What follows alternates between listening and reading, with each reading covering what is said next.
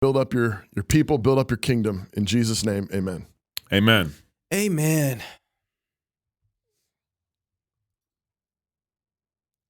Neil, give me a. Wow, we're always waiting for Haley. Oh. Wow. Man, they're harsh. Got to train him up, man. Got to train him up.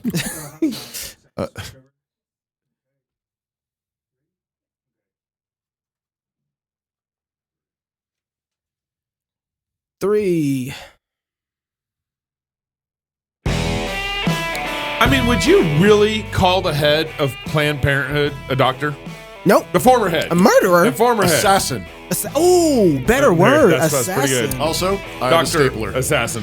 Take it off, put it off the table. Sorry. Horse paste! Horse paste! Horse paste!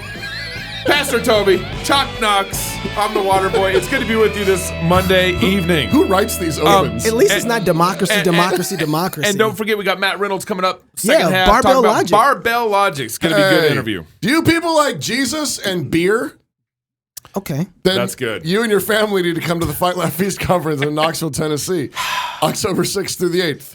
Yes, it's a family event. Don't worry. The topic of the conference is lies, propaganda, storytelling, and the serrated edge. Satan is the father of lies, and the mother of those lies is a government that has rejected God. Christians haven't been reading their Bibles, so we as a society are more susceptible than ever to Satan and his lies. So join us October 6th through the 8th. That's just next month, guys. It's so close. As we fight, laugh, and feast, we kick off with beer and psalms the first night. And if you're not into beer, you don't have to drink beer. Just sing psalms with us, hang out. There'll be punch there. Our amazing lineup of speakers, including Pastor Doug Wilson, George Gilter, Ben Merkel, Jared Longshore. I'll be speaking. Knox is doing a panel. That's right. With the Merkels and the Wilsons talking about how stories win. I am. Yes, you are. Oh, yeah. That's right. Ready. I knew it. Also, a live cross-politics show with Megan Basham. Yes. And Jason Whitlock. That's right. Mhm. Stuff for the kids like Jumpy Castles. And then we got an after party with Wrath and Grace on Thursday night. Sweet. And Dead Men Walking is going to be buying the first rounds with Darren Doan. Whoa, Nice. Dead Man Walking. And then we got a pre-business workshop, and then we got pastors. a CEO leadership business luncheon happening, a pastor's luncheon. I mean, it's packed. I'm excited. Sign up to attend with you and yours or become a vendor at fightlaughfeast.com. You remember this last 2 years? You know, one of the themes that we keep talking about is don't forget what happened. Don't forget what happened. It's also the theme of Deuteronomy. And that's, True. that's Facts. real. Mad facts. That's actually really good. Dr. Lena Wynn, she was the former head of Planned Parenthood, the assassin, Dr. Assassin Lena Wynn. She was she was stating one of the mantras that was happening during COVID pandemic about ivermectin. So, Dr. Wynn, ivermectin apparently given to deworm animals. Why are people using this? I mean, I know, it's being spread online and stuff, but what is the theory that it works? Well, I think there are some people who want to believe that there is a magic pill for COVID, which of course we would all want. But this is the main issue. So with ivermectin, not only is it that we know, not only are we saying that there's no evidence it works, it goes beyond that. We actually know that it doesn't work. There was a systematic review looking at 10 randomized controlled trials that have been done, that were done in different countries, looking at different doses of ivermectin. And they found that there was no benefit for ivermectin in reducing mortality, death to COVID-19, no reduction in symptoms or duration of symptoms for COVID-19. So it does not work. And so when everything is risk and there is no benefit, then this is not something that should be done. And I think the greater harm here is that it provides this false reassurance. People are now going about not getting vaccinated, saying that they can do whatever they want with the understanding that there is this magic pill to save them at the end of the day, except that it's not a magic pill that actually works. And then the FDA, of course, the very trustworthy FDA, like FBI. Yeah, people CIA. CIA, all the three-letter bureaucracy agents. LGBT. Keep going. And Q plus. if you remember, they tweeted this out during what was it, 2020? You are not a horse. You are not a cow. Seriously, y'all, stop it. And this is why you should not use ivermectin to treat or prevent COVID-19. You got to remember, Joe Rogan started this huge thing. Yeah. So ivermectin, you couldn't even say it on YouTube without getting shut down. Ivermectin? Yeah, exactly. Yeah. Just that would get you shut down. And so Joe Rogan catches COVID and he puts out his own personal, Here's what I did. Here's what I did. I took ivermectin and every every news station blew up. He's telling you to take horse pace. Right. How dare you? Lena Wynn goes on side of CNN saying, hey. Doesn't work. It doesn't work. We've tested it. Yeah, Well, notice Dr. Wynn and how she talked about it. She said magic pill. No one believed ivermectin was a magic pill. Risk without benefit shouldn't be taken. Right. Yeah. Really? Yeah. Risk without benefit. Also, she kills babies for a living. So That's trusting right. her morality is probably no. Right. She thinks that's helpful. Yeah. And so the reason why we bring this up is because there's just a new study that was released on August 31st in the Curious Journal that found regular use of ivermectin as a prophylaxis for COVID-19 led up to 92% reduction in COVID-19 mortality rates in doses response manner. And this study was over 88,000 subjects. Wow. That they used on this subject. Now, she referenced 10 studies. Wait. Don't look past that 92% reduction in COVID-19 mortality rate. That's right. And done with 88,000 subjects. That's right.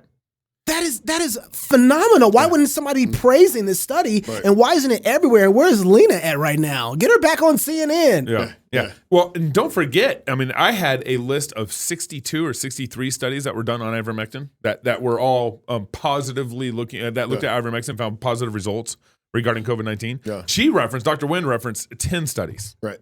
10, and I don't even know what those studies are. Right. I don't even know if they're real. Right. She never mentioned any names. Babies, so. We're mentioning names. We're Right. mentioning websites. We're mentioning authors of the study. They never do that. They just said, there's all these, the consensus of the scientific community in the studies.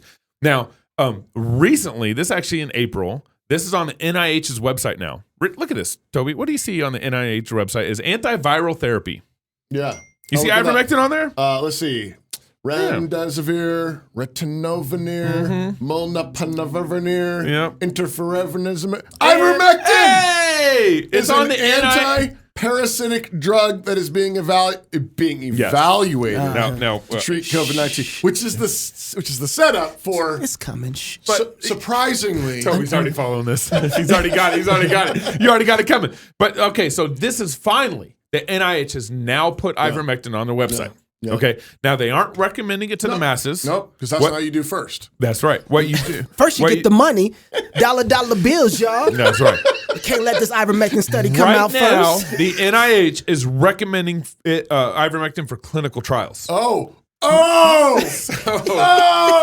Clinical trials. So finally, What's that? Finally, after 2 years, they're looking at horse paste for clinical trials.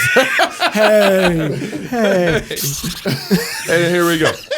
So, But how did they think up this this clinical trial business? So here's the deal. They had to make sure that they scared the public first. Yeah. That's right. Right? And so they had to make sure And that made their money. Dollar made their bills, money. y'all. Right. It's like Ivermectin's one of the cheapest that's medicines right. out there. You can't make money off it. and we sit up there and listen to these folks. Right. Well, but remember, she kills babies for a living. So there's that. Right? Like she can't tell the difference between a human being and a tumor. Well, that's exactly right. Hydroxychloroquine. This show's not going up on YouTube. I just know we're gonna put it up on YouTube. It might be safe now to say these words because it's going to the study. Right. And, If NIH is approving it for studies. NIH. You're gonna cancel NIH. It might be a legal word to say on YouTube. We just don't know. Yeah. And so and you remember everybody who's been driving this?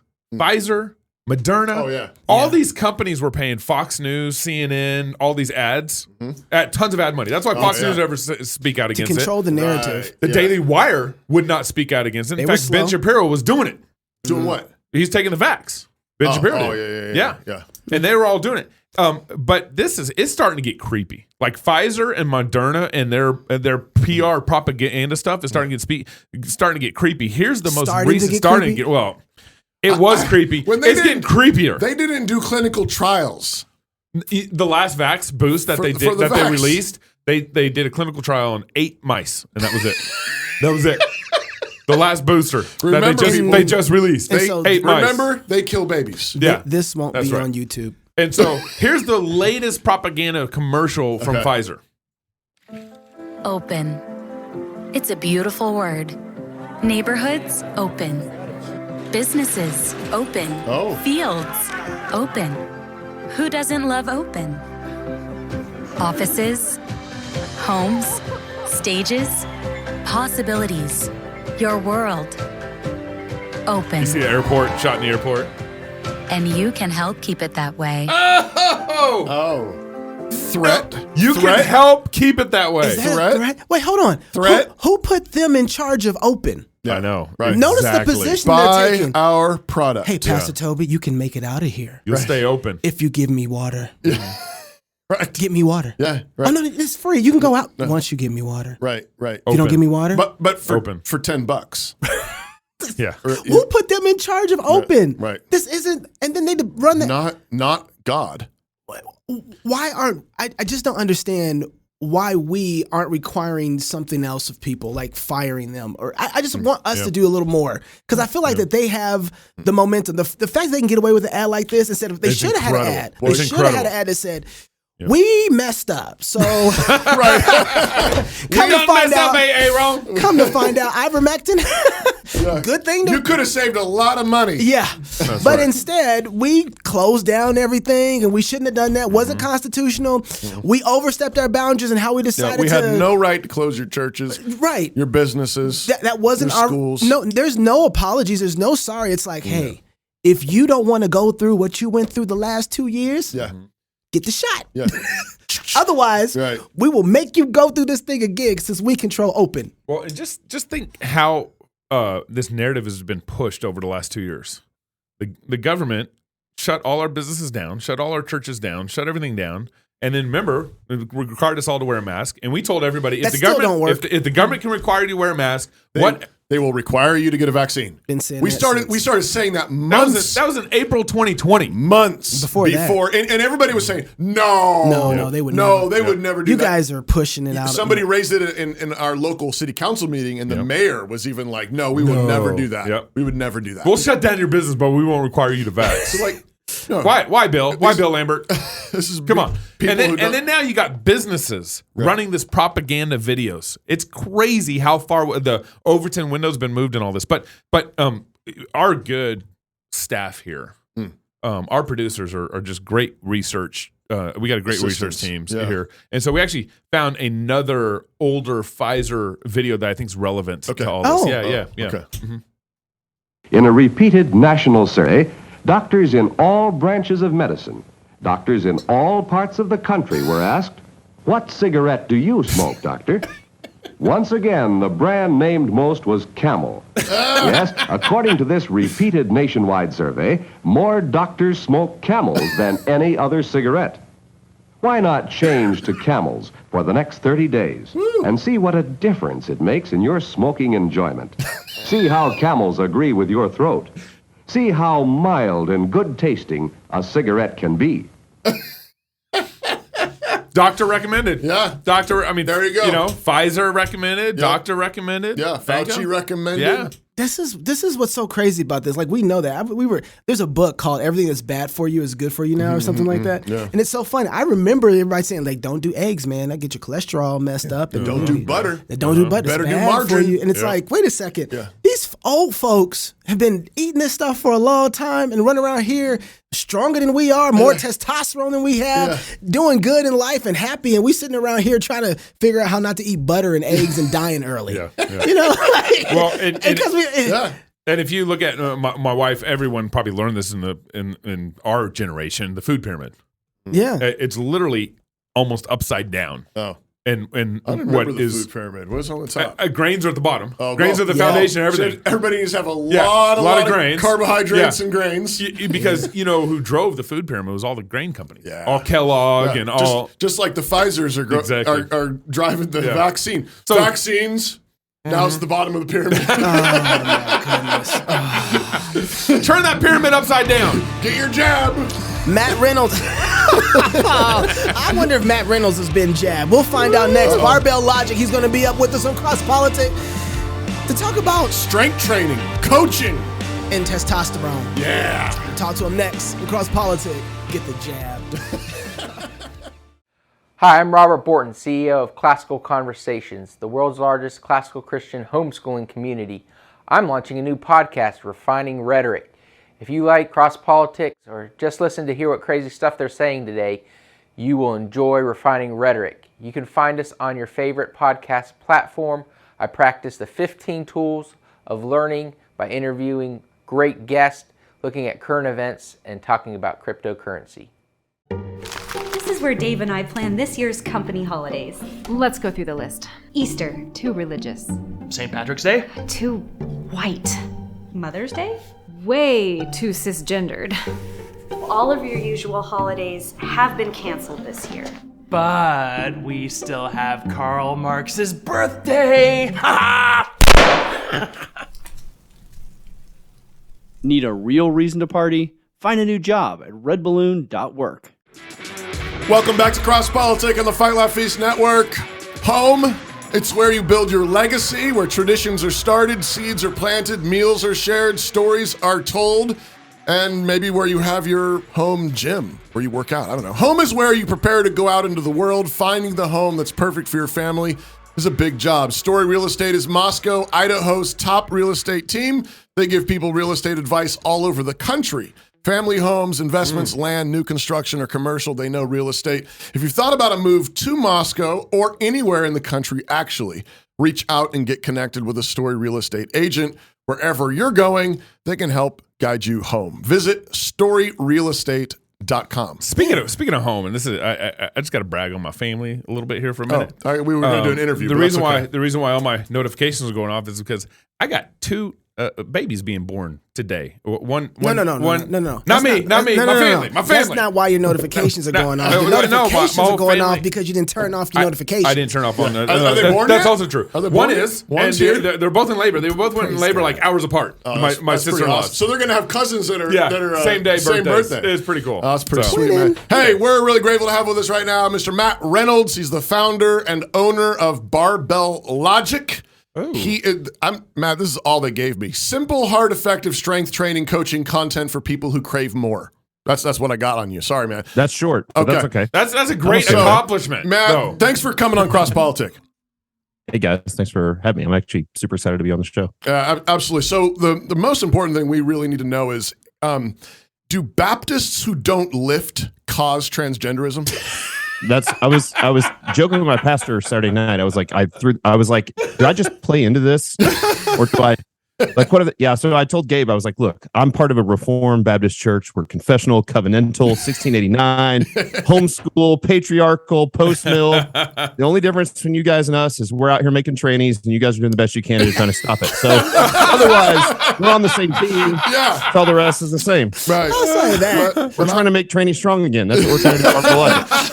I thought you were doing strength training, not strength training. Okay, that's true. That's true.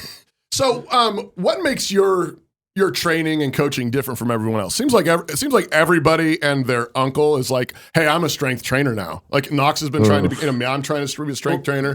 Gabe's I certified them both. We're all certified, and so took a Groupon test. Yeah, paid $100, multiple choice. What makes your program different? Yeah, thank you for asking that. I mean, I really am not coming on here to sell us. It's more of here's the deal. I hate the fitness industry. Almost everybody does. The fitness industry is rife with people who are egocentric and arrogant and narcissist, and they take pictures of their butt and their abs and post it on Instagram. Right.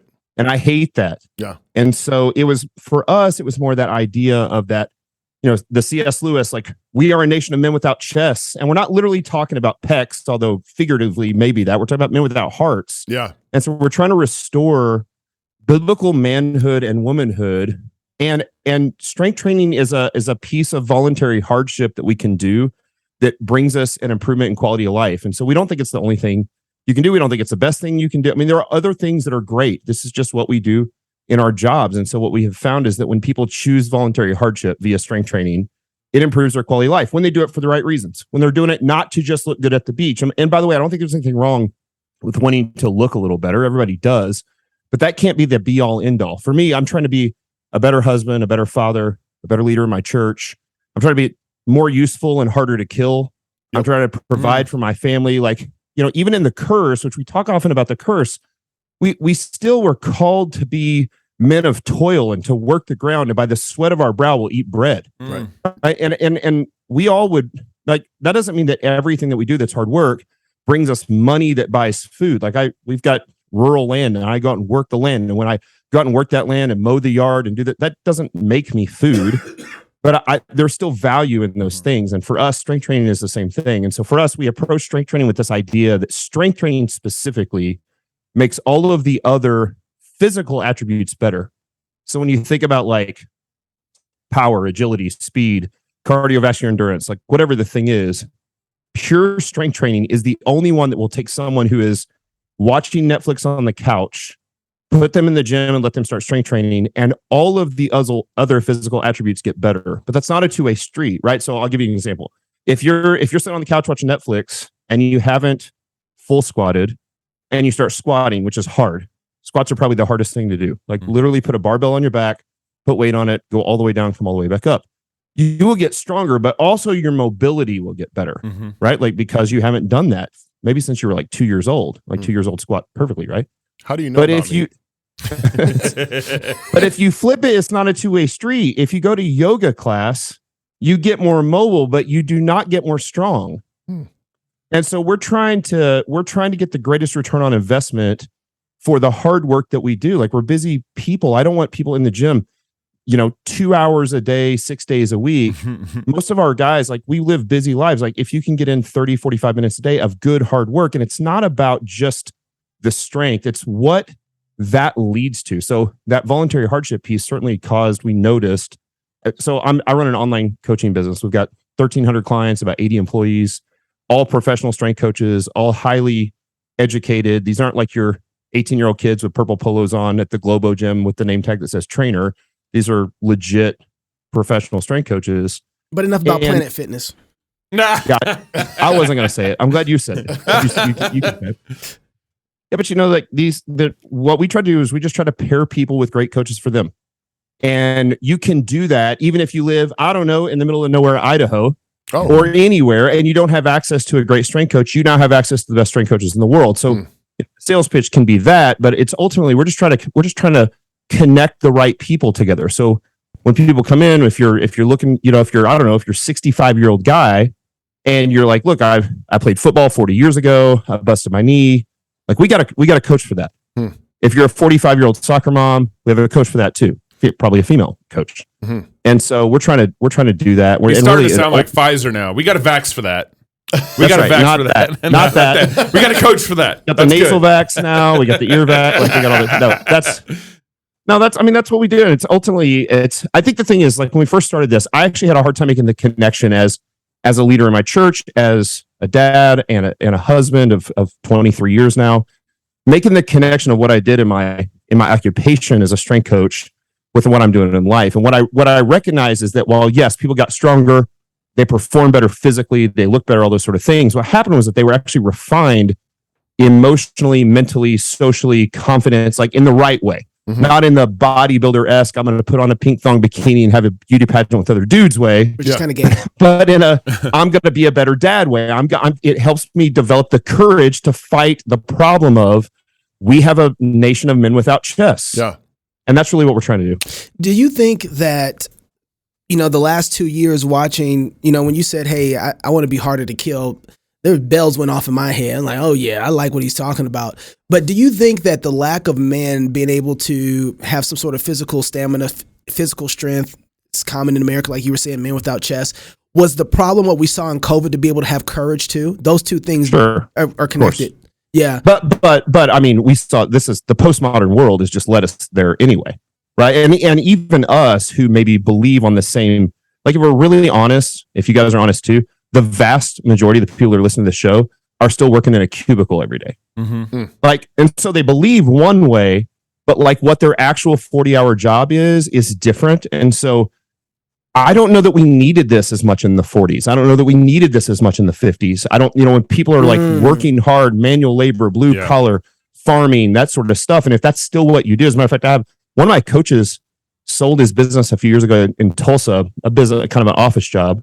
And he has a 57-acre homestead now outside of Tulsa. And he's like, man, I don't need to strength train as much anymore. I'm like, I get it. Yeah. Because you're doing the hard thing, right? Right. But for those of us who are working the office job every day, spending all our time in Zoom calls, not actually interacting with humans, no ability to have any amount of stress relief, and you find like, oh man, I'm yelling at my kids a little more. I'm taking it out on it. Like, interesting. This is a great place to go, a safe place to be. Like, again, I want to be really careful. I don't want to just give into the flesh. Like, it's okay to just like rage. Right. Yeah, That's not where we don't go to the gym and rage.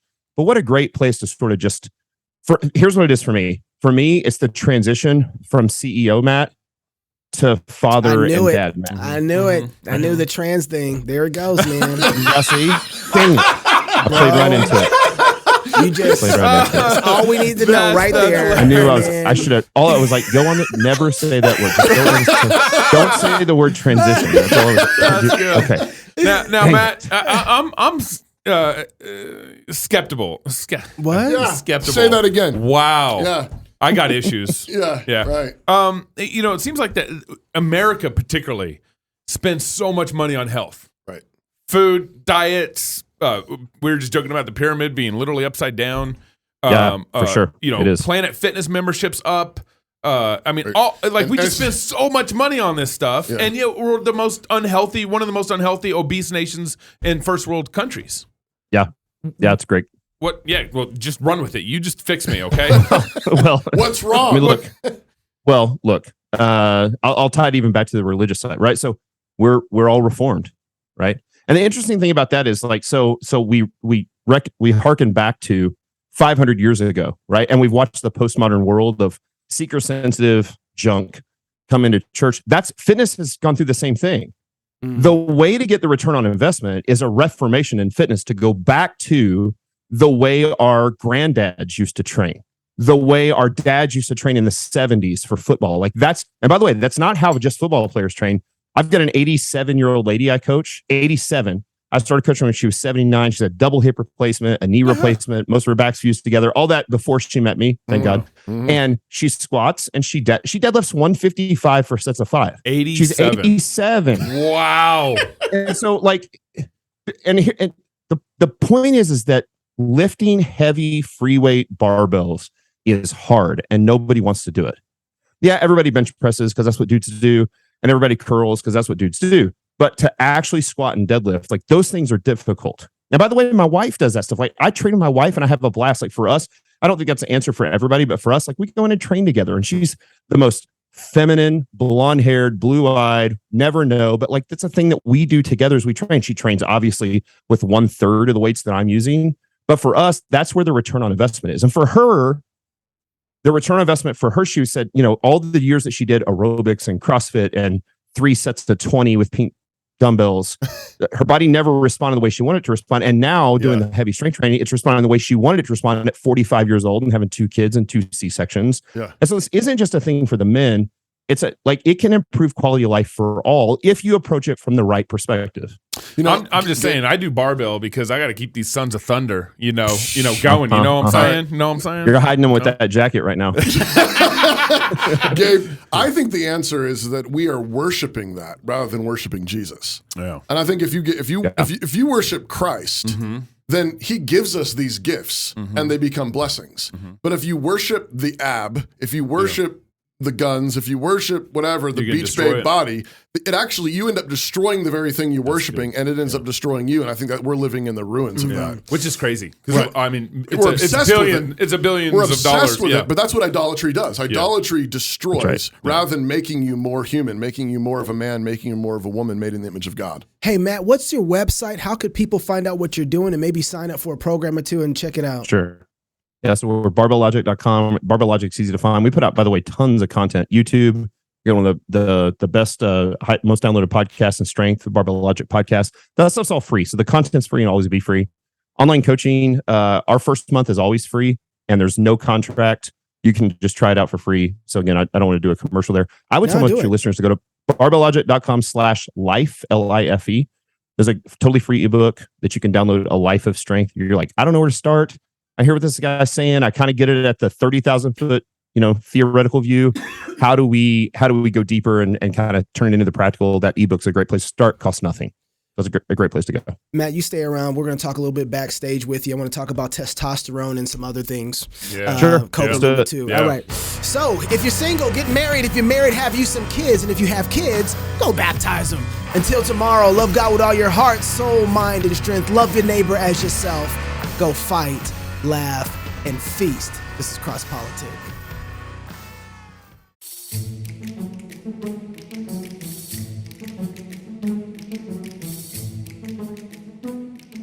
When I talk to families about NSA, I'm almost always asked, what do our graduates do?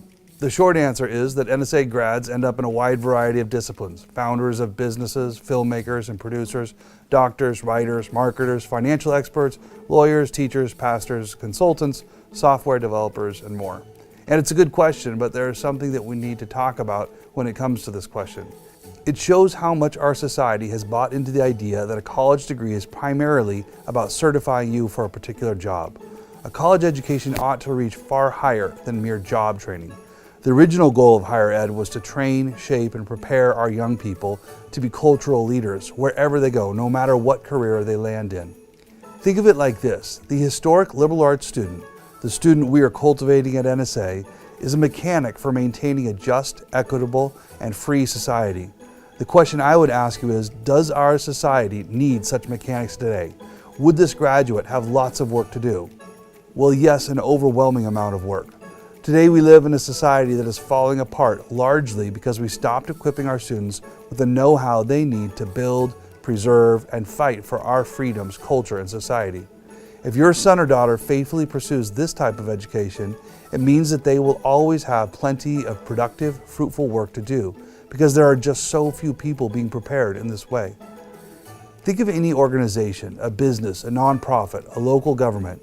What do they need? People. In particular, they need people who are equipped to problem solve, communicate, think outside the box, work well with a team, all while being moral and ethical. Students trained in the liberal arts are equipped in these areas, making them highly employable. Employment for the Christian goes far beyond landing a job as a coder and has more to do with being a leader if you end up coding.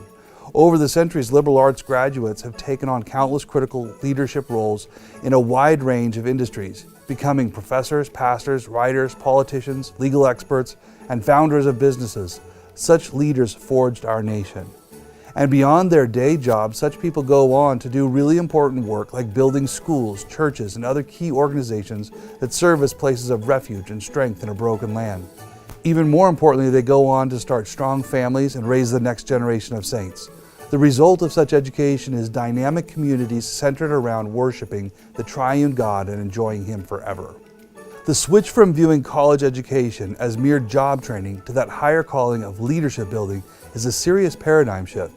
But the more I see our graduates go out and build, both here in Moscow and in the world at large, the more I see the long-term fruit of this orientation shift. For decades, the American college campus has been the battleground upon which the church lost the next generation. We send our kids away to college, and they come back with their faith destroyed, and their allegiances converted to woke ideologies. But it doesn't have to be like this. College can be the culmination of our children's Christian education, where their love of God is strengthened. Here, they are given the tools not only to follow in the footsteps of their ancestors, but to stand on the shoulders of their forebears and to rebuild the walls of Christendom. For this reason, New St. Andrews was founded, and for this reason, we continue to gift our students with the liberal arts so they can reach their higher callings. To learn more, visit the link in this post, and as always, I'd love to chat if you want to learn more.